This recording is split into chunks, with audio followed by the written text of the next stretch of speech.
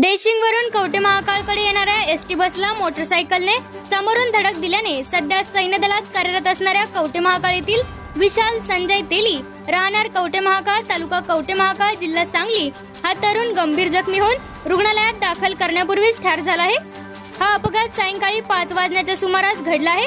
या घटनेची नोंद कवठे महाकाळ पोलीस ठाण्यात झाली आहे। मिरजवरून कळंबी खरशिंग देशिंग मार्गे देशिंग या गावावरून कवठे महाकाळ बस क्रमांक MH40 N9496 डेपोकडे बस येत असताना देशिंग ते कवठे महाकाळ रस्त्यावर कवठे महाकाळ शहराच्या हद्दीत बस आली असता विशाल तेली हा आपली मोटरसायकल होंडा ऍक्टिवा गाडी क्रमांक MH10 DM0987 वरून एका 4 चाकी गाडीला ओव्हरटेक करण्याच्या प्रयत्नात समोरून येणाऱ्या एसटी बसला जोरदार धडक दिली।